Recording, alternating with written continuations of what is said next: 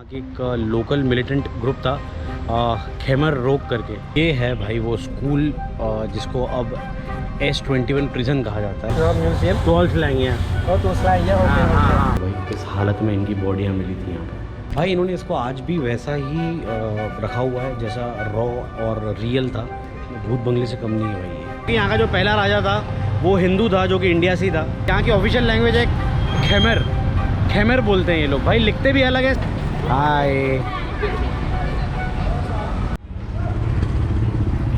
हाँ भाई, क्या हाल चाल है सभी के। Welcome back to the channel from a new country Cambodia, the capital city Phnom Penh. भाई सही लगी ये कंट्री भाई। कल यहाँ पहुँच गया था मैं, आपने लास्ट वीडियो में देखा। मैं हो ची मिन्ह से फनोम पेन पहुँचा। भाई कल के दिन तो मैंने यहाँ पे रेस्ट किया। भाई साथ में ये पाजी हैं जो पंजाब से हैं, मुझे हॉस्टल में मिल गए थे।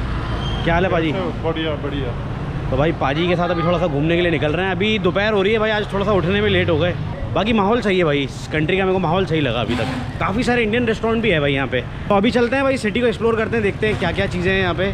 काफ़ी रिच हिस्ट्री है इसकी, जस्ट लाइक वियतनाम। ये भी एक ऐसा देश है जो कि फ्रेंच कॉलोनी था पहले, एंड देन इनको आज़ादी मिली फ्रेंच से।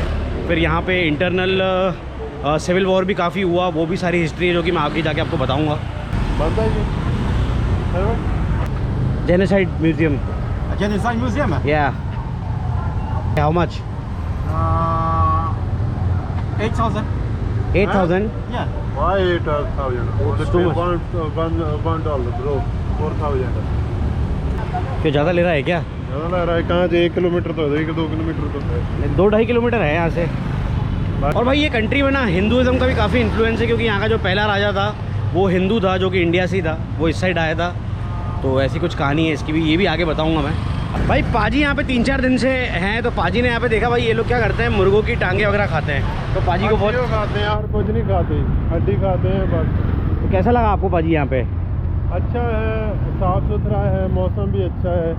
मौसम बेस्ट लगा क्योंकि हर रोज बारिश हो जाती है ना, गर्मी ज़्यादा नहीं है। अमेरिकन गाड़ियाँ बहुत मिल जाएंगी। हाँ, अमेरिकन कल्चर बहुत ज़्यादा है भाई यहाँ पे। जैसे कि मैंने आपको सारे वीडियो में बोला, यहाँ गाड़ियाँ बहुत अच्छी है भाई। यहाँ पर डॉलर भी चलते हैं, यहाँ की लोकल करेंसी भी चलती है। कंबोडिया में ना डुअल करेंसी चलती है। एक तो यहाँ की लोकल रियाल चलती है, और अगर आपके पास डॉलर्स हैं तो यहाँ पे डॉलर चलते हैं भाई। मतलब हर कोई आपको जो रेट बताएगा ना वो डॉलर में बताएगा, वो आपको रियाल में नहीं बताएगा। बट आपको उनसे पूछना पड़ेगा कि भाई आप मुझे रियाल में बताओ, क्योंकि क्या है, वो सोचते हैं कि आप फॉरेनर हो तो आपसे ज़्यादा लूटने की कोशिश करते हैं।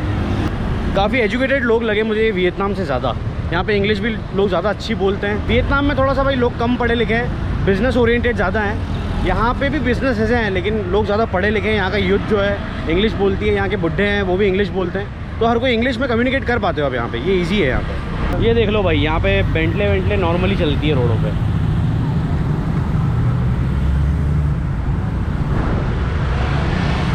मैंने कहा ना भाई, ये काफ़ी रिच कंट्री है भाई। ये यहाँ पे सारे दुनिया भर के रईस बुड्ढे यहाँ पे पड़े रहते हैं भाई, बहुत अय्याशी करते हैं। मैं कल का सीन तो मैं बता नहीं सकता, ऐसी चीज़ें थी। म्यूजियम टॉल स्लैंग है। तो स्लाइड है। हाँ, हाउ मच? $2? देखा भाई, ये डॉलर में बता रहा है। ये 5,000 रियाल। Let's go.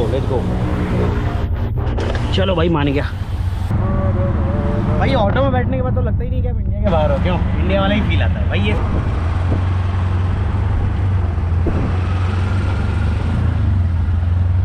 भाई इस कंट्री में ना बुद्धिस्ट और हिंदू कल्चर मिक्स काफ़ी देखने को मिलता है यहाँ। बाकी आर्किटेक्चर बहुत सही है भाई यहाँ का। फ्रेंच और इनका जो लोकल आर्किटेक्चर है मिक्स है यहाँ पे का।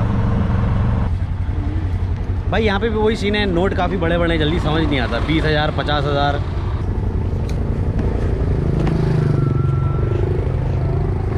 Thank you. Tuol Sleng genocide museum, इसकी हिस्ट्री बताता हूँ अंदर जाके।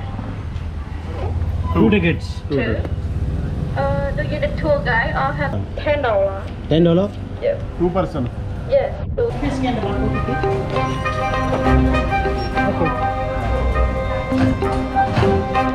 ये यहाँ का एक जेनोसाइड म्यूज़ियम है, जहाँ पे यहाँ के एक लोकल मिलिटेंट ग्रुप था खेमर रोक करके।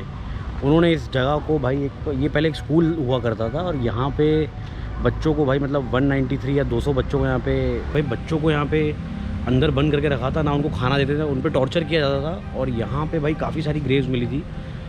और बाद में खुदाई करने के बाद काफ़ी दुख भरा स्पॉट है ये। चलो देखते हैं भाई कैसा क्या रहता है। ये देख लो भाई, prisoners detain in the room, सब 35-29 इतने साल के थे और ये डेट को मिले थे यहाँ पे इन सब कमरों के अंदर।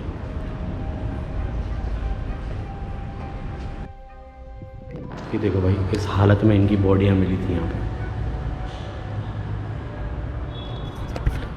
भाई हिस्ट्री काफ़ी सैड है यहाँ की, दिल दहला देने वाली चीज़ें हैं ये सारी। भाई इन्होंने इसको आज भी वैसा ही रखा हुआ है जैसा रॉ और रियल था, इसमें कुछ भी चेंजेस नहीं किए इन्होंने दीवारों को पेंट किया, ना इन्होंने चीज़ों को पेंट किया है, ना उन्हें रिफर्बिश किया है। ये वैसा की वैसा ही आज भी भाई।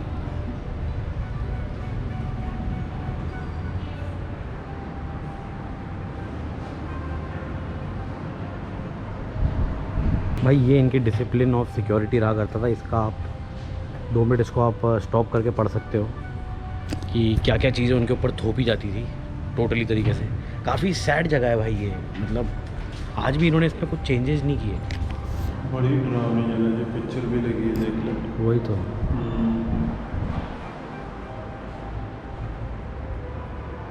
भाई ये इस तरीके का सीन हुआ करता था यहाँ पे, एक्चुअली इन्होंने आज भी वैसे ही रखा हुआ है। ये देखो भाई, इस तरीके से लोगों की लाशें मिली थी भाई। नेम ऑफ प्रिजनर अननोन 1979 को मिला था। ये किसी वियतनामीज फोटोग्राफर हो वैन ते ने खींचा है भाई। यहाँ पे दिखाया गया किस तरीके से हाथ वाथ बांध के इनको यहाँ पे लटकाया जाता था। ये वो वाला स्पॉट है और ये सारी जो है ये सारी ग्रेव्स बनी हुई हैं जिनको प्रॉपर फिर बाद में इन्होंने प्रॉपर तरीके से ग्रेव दिया, मतलब ज़मीन के नीचे इनको। ये देखो भाई किस तरीके से इन पर टॉर्चर किया जाता था। पीछे हाथ बांध के इसके अंदर पहले मुंह डुबाया जाता था और फिर हाथ पीछे करके भाई ऊपर से खींचा जाता था। भाई जो ये खेमर रोग जो था ना, ये काफ़ी ज़्यादा ब्रूटल ग्रुप था ये। इन्होंने 10-15 साल यहाँ पे काफ़ी दहशत फैलाई, फिर जाके इनको इनसे राहत मिली थी। तब तक यहाँ पे हालत ख़राब थी। वो टाइम इनका सिविल वॉर वाला टाइम था एक्चुअली। भाई ऑल्सो ये स्कूल का एक ऐसा पार्ट था जहाँ पे बच्चे पहले चढ़ा करते थे, मतलब बच्चे यहाँ पे खेला करते थे, और बाद में जब इसको प्रिजन बनाया उसके बाद मतलब ये स्कूल तो भाई भूत बंगले से कम नहीं है भाई। ये यहाँ की स्टोरी काफ़ी दर्दनाक स्टोरियाँ हैं भाई।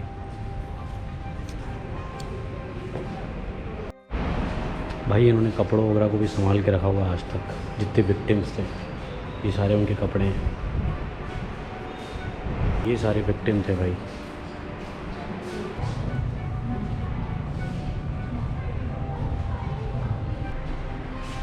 भाई ये ऐसे कंकाल ज़मीन के नीचे से मिले थे, इन सब में बंधे हुए थे इनके हाथ।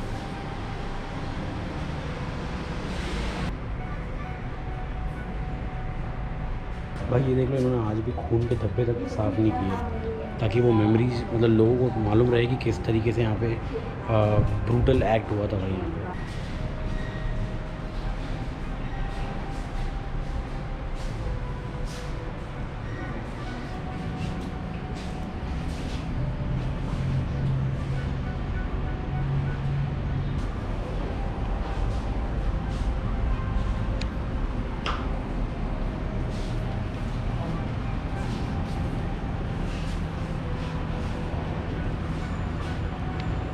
भाई ये सारे विक्टिम्स के जो स्कल और हड्डियां पाई गई है वो सारी चीज़ें। ये है भाई वो स्कूल जिसको अब S21 प्रिजन कहा जाता है, जो कि पहले एक स्कूल हुआ करता था। भाई काफ़ी सैड हिस्ट्री लगी भाई यहाँ की। लोगों ने काफ़ी कुछ यहाँ पे सहा हुआ है, काफ़ी चीज़ें उनके साथ हुई है। और ऐसा भी नहीं कि कोई बाहर वाले बंदे कर रहे हो, ये अंदर का ही इंटरनल एक मिलिटेंट ग्रुप था।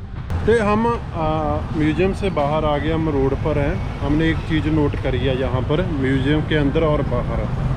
जब आप म्यूज़ियम देखने आएंगे अंदर पूरा सन्नाटा है और बिल्कुल पास में इसमें रोड गुजरता है, बिल्कुल पता नहीं लगता, इतनी शांति है जैसे कोई आवाज़ पुकार रही है भाई हमारे पास आओ, हमारे से यहाँ से मुक्ति दो। क्योंकि अंदर बहुत जुल्म हो चुका है, लाखों लोग का कत्लेआम हुआ है, तसीहे उन्होंने सहे अपने शरीर के ऊपर, बहुत जुल्म हुआ है। जब आप आएंगे, जब आपको रियलिटी में पता लगेगा।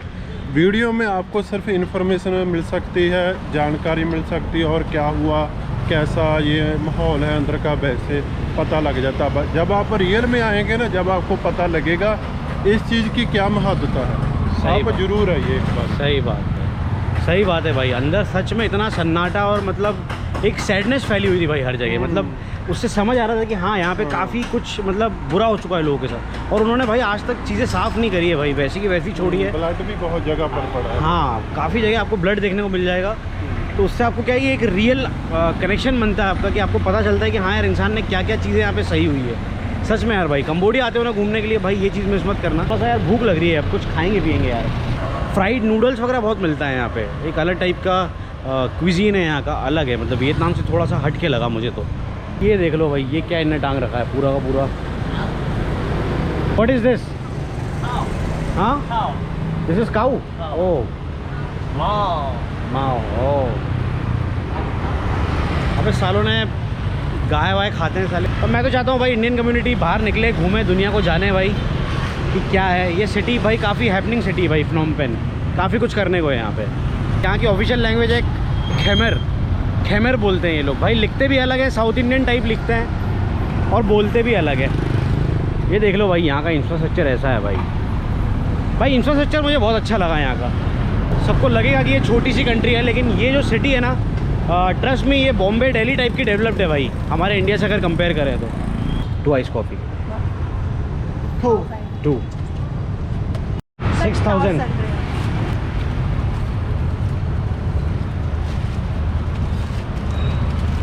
Thank you. सही बनाइए भाई। ये ड्रिंक्स तो मैं भाई रिकमेंड करूँगा, साउथ ईस्ट एशिया आते हो भाई पिए बिना जाना मत। बहुत बढ़िया ऑप्शंस रहते हैं इनके पास। और जिनको कॉफ़ी पसंद है, स्ट्रॉन्ग कॉफ़ी, उनके लिए तो भाई ये हेवन है। मैं तो इतनी स्ट्रॉन्ग पसंद नहीं करता, बट ठीक है, मुझे बढ़िया लगती है। कहाँ, पाकिस्तान? दे ही दे मुझे। नहीं भाई, अभी हम यहाँ से वॉक कर रहे थे, पीछे पाकिस्तान एम्बेसी दिख गई भाई को। भाई कह रहा है यार हमको भी देते भाई। क्यों? और यार बड़ी इच्छा है यार घूमने की है पाकिस्तान यार। हाय।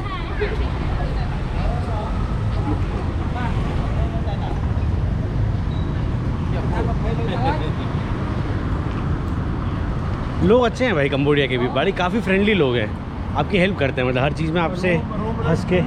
भाई ये देख लो, मेबैक वगैरह तो यहाँ पे नॉर्मली दिखती है। ये 2 लैंड क्रूज़र यहाँ खड़ी हुई है, एक लेक्सस खड़ी हुई है भाई। लिटरली ये सिटी में ना पैसा मतलब दिख के आता है भाई। ये रहा KFC, वो रहा बर्गर किंग, ये किसी यहाँ की एक लोकल चेन है, बट इसमें क्या है कि बीफ और ये सब मिलता है, इसलिए हम जाते नहीं हैं। अभी हमारी इच्छा हो रही है बर्गर किंग खाने की, तो अभी हम जा रहे हैं बर्गर किंग। और भाई कंबोडिया में मैकडी नहीं है भाई, मेन बात। वियतनाम में है, लेकिन कंबोडिया में, पूरे कंबोडिया में एक भी मैकडी नहीं है। हेलो, नमस्ते। देखते हैं यहाँ के मेन्यू में क्या है।